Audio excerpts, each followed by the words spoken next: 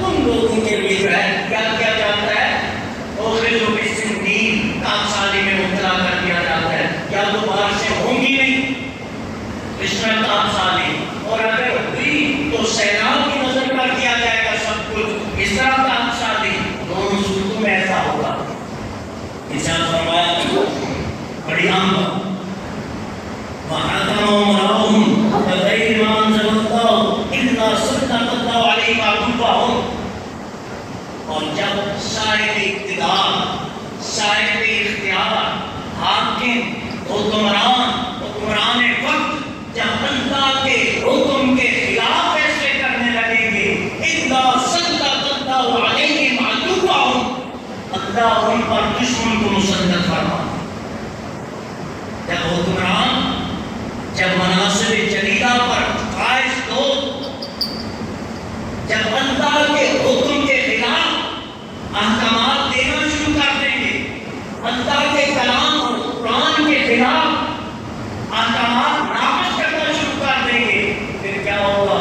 سلط اللہ علیہم عدوہم، اللہ ان کے دشمنوں کو ان پر مسلط فرما دے گا، اور اس طرح مسلط فرمائے گا فَاسْتَنْجَزُوا بَعْدَ فِي أَيْدِيهِمْ، اللہ ایسے دشمنوں کو مسلط فرمائے گا جو ان کے منہ کا دکھما بھی چھین لے۔ کیا ہے آج یہ دونوں چیزیں نہیں پائی جا رہی؟ ہمارے حکمران تو یوں تک کہتے ہیں کہ دین ہم جو ہے خطیب الرحمان صاحب سے زیادہ، مفتی منیب الرحمان صاحب سے زیادہ دین کو ہم جانتے ہیں، جنہیں دعائے قنوت نہیں آتا جب وہ اپنی درخواست دینے جاتے ہیں الیکشن کمیشن میں، وہ دعویٰ کیا کرتے ہیں کہ ہمیں مفتی منیب الرحمان خطیب اعظم پاکستان سے زیادہ دین کا علم ہے، اور خود دعائے قنوت پڑھنی نہیں آتی، کلمے سنانے نہیں آتے، اور احکامات کیا ہے کہ انہوں نے ہمیں تباہ کیا ہے، ہمیں جو ہے ان آدموں کی ضرورت نہیں ہے، اگر ان کی ضرورت نہیں ہے پھر جن کی ضرورت ہے ان کے ساتھ اپنے تعلق کو مضبوط کر لینا چاہیے۔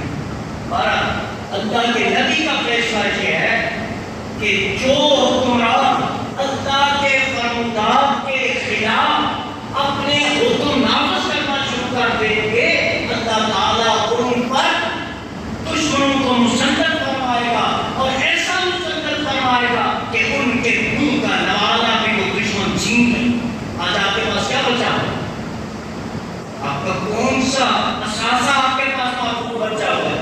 کیا آپ کے دشمنوں نے سب کچھ لے نہیں لیا؟ IMF ہو، ورلڈ بینک ہو، ایشین ترقیاتی بینک ہو، اور دیگر جو ہے وہ انفرادی ممالک ہوں، کیا ہے ہمارے پاس؟ ہمارا حکمہ بھی ان کے مرہون ملت ہو چکا ہے۔ ہمارے ہاں بچہ پیدا ہوتا ہے تو قرض لے کے پیدا ہوتا ہے، مرتا ہے تو قرض چھوڑ کے جاتا ہے، خود وہ کچھ لے نہ لے لیکن پیسے دیکھو ہم سارے مقروض ہیں۔ وجہ کیا ہے؟ ہم نے اللہ کے احکامات اوپر سے کچھ ڈالا، ہم نے خواہشات نفسانی کو اپنا راہ مانا، ہم نے دنیا کو اہمیت دی، ہم نے اللہ کی رضا کے اوپر سے کچھ ڈالا، اور جب اللہ کے حکم کے خلاف کوئی حکمران اپنے حکم کو نافذ کرتے ہیں تو اللہ ان کا حال یہی کرتا ہے، ان کا کو مسلط کرتا ہے۔ آخری بات ارشاد فرمائے ما عدلوا کتاب اللہ و سنت نبیہ صلی اللہ علیہ وسلم اذا جعل اللہ بعثهم بینہم، بڑی آب اور بڑی خطرناک۔ ارشاد فرمایا ما عدلوا کتاب اللہ و سنت نبیہ، جو قوم اللہ کی کتاب اور اللہ کے نبی کی سنت کو معطل کر دیتی ہے، کتاب اللہ کے پر عمل چھوڑ دیتی ہے، سنت رسول پر عمل چھوڑ دیتی ہے، ہوتا کیا ہے پھر؟ فرمایا اِلَّا جَعَلَ اللَّهُ بَعْثَهُمْ بَيْنَهُمْ، اللہ اس قوم کے درمیان جھگڑے پیدا فرما دیتا۔ میری بات سمجھ میں آئی؟